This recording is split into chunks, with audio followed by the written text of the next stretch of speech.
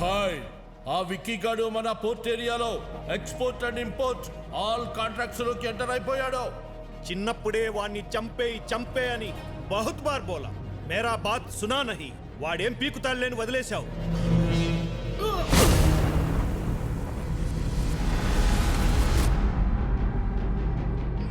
చివరికి గుప్తాను అడ్డు పెట్టుకుని నన్ను గెలవటానికి ట్రై చేశాడు ముఖర్జీ కొడుకు. ఇప్పుడొచ్చిందా మీకు నమ్మకం? ఇంతకాలం ఓ విక్కీ గాడున్నాడన్న భరోసాతో వీడు రెచ్చిపోయి మనందరి బిజినెస్ లోకి ఎంటర్ అయ్యాడు. రేయ్, ఇప్పుడు ఎవడిస్తాడ్రా నీకు భరోసా?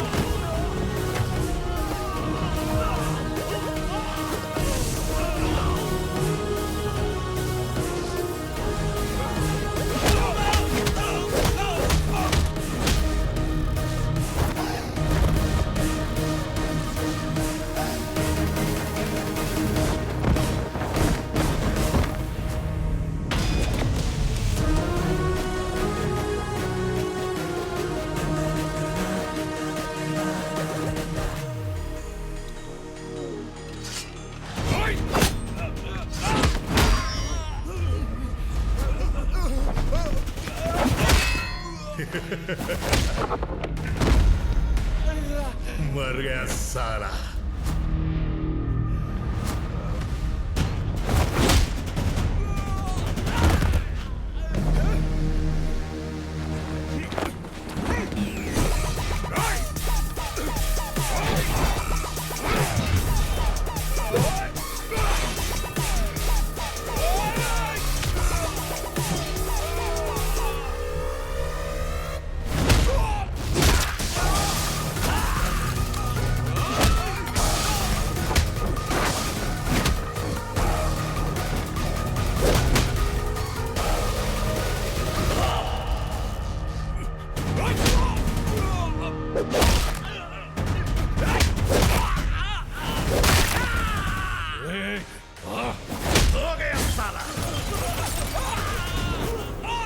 खत्म, दुकान बंद। मुखर्जी याद है, नाम है विक्की। तभी बोला था बंदा बहुत बैड है। नी ऑटोबायोग्राफी लो लास्ट चैप्टर फिनिश।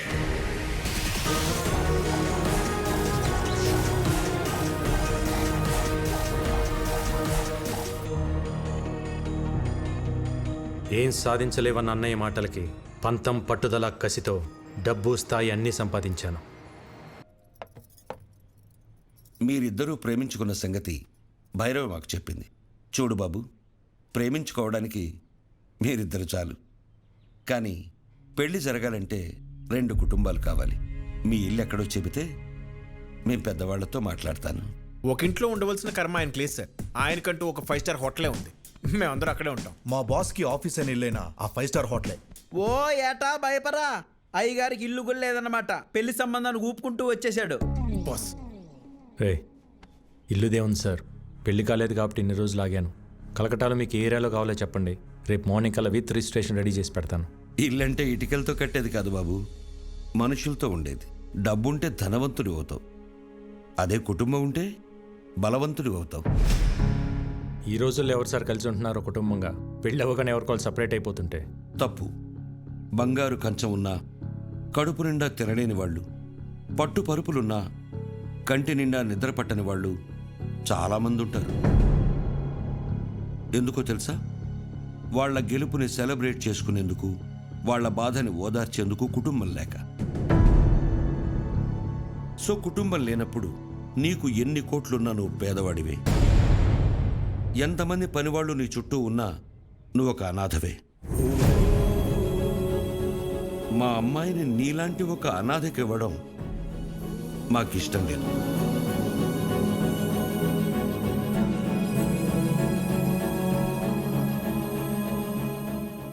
నేను అనాథని కాదు, నాకు ఓ ఫ్యామిలీ ఉంది.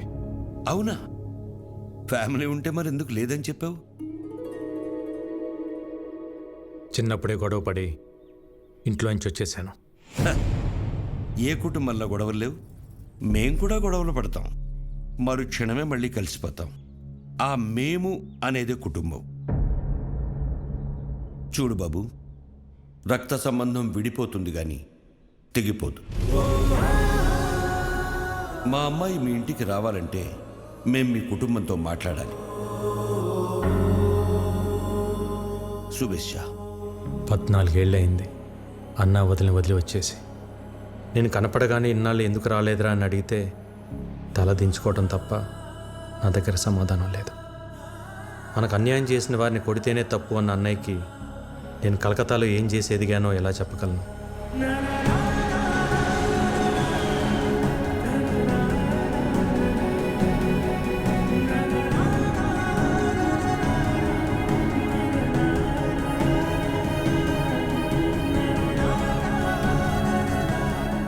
కొడుకు తప్పు చేసినా అమ్మా నాన్నలు క్షమిస్తారన్న నమ్మకంతో వెళ్తున్నా.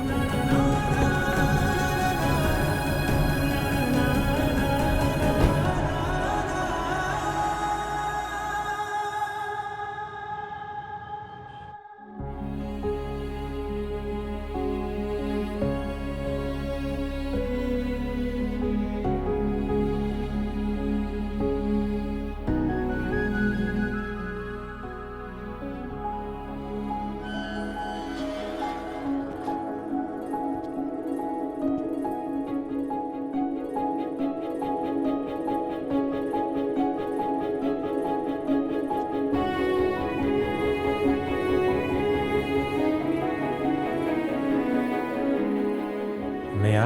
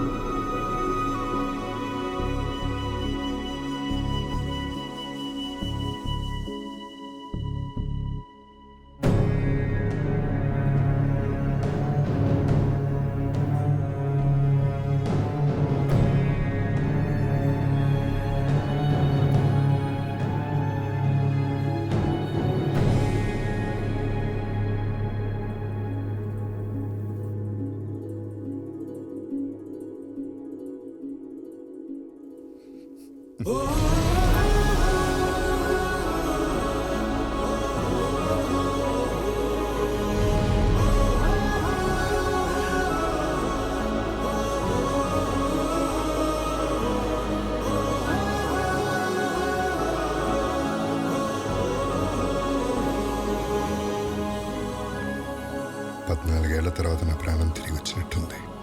నీకోసం ఆ భగవంతుని కోరుకుని రోజు లేదురా. అమ్మా జనని, ఏంటమ్మా చూస్తున్నావు? బాబాయ్ అమ్మా. నేను నిన్ను ఫోటోలో చూసా బాబాయ్, కానీ ఇప్పుడు నువ్వు చాలా మారిపోయావు. నువ్వు మాత్రం చిన్నప్పుడు ఎలా ఉన్నావు అలాగే ఉన్నావురా. ఏంటే భూవి, నీ విక్కీ వస్తే అలా ఉండిపోయావు? వస్తే హారతి పట్టాలా, దిష్టి తీయాలా? భూవి అనే నేను మాట్లాడుతూ ఉండు. బాగున్నావు వదినా? ఈ పిలుపు విని 14 ఏళ్ళయింది. ఇన్నేళ్ళు ఈ కళ్ళు నీ గురించి ఎదురు చూడని రోజు లేదు. ప్రతిరోజు ఈ చేతులతో నీకు ఇష్టమైన వంటలు వండేదాన్ని ఒక్కరోజైనా తినడానికి వచ్చావా? అదే నేను మీ అమ్మాయి ఉంటే ఇలా వదిలేసి వెళ్ళిపోయి ఉండేవాడివా? అసలు ఇన్నేళ్లలో ఒక్కరోజైనా ఫోన్ చేశావా? నీకంటూ ఓ కుటుంబం ఉందని మర్చిపోయావా? లేక మేమంతా చచ్చిపోయామనుకున్నావా? ఏంది బోనమ్మా, నిన్నటి దాకా సిన్నోడు రాలేదని పూజలు చేసుండ్లా వచ్చి నాకు తిడుతుండావు. పర్లేదు అన్నవి బాబాయ్. అమ్మ అయితే 4 కొట్టి మాట్లాడేది. మా వద్దని కాబట్టి ఒక్క మాటతో వదిలేసింది. ఎందుకు వదిలేసి వెళ్ళిపోయావు? చిన్న వయసులో తెలియలేదు వదిన. అనుకున్నది సాధిస్తే అన్నీ దొరుకుతాయి అనుకున్నాను, కానీ తెలియకుండానే సంవత్సరాలు గడిచిపోయాయి. ఇంకెప్పుడు బాధపడను. బాబాయ్, విక్కీని పైకి తీసుకెళ్ళి రూమ్ చూపించు. సిన్నోడా, పెద్దోడు నీకోసం కట్టించిన గది రోజుకో పాలు ఇక్కడ రావాలా, నేను తలుచుకోవాలా?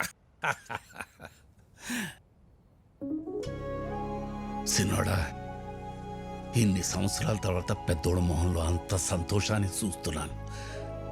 ఆ సంతోషం అట్టానే ఉండాలా? అక్కడి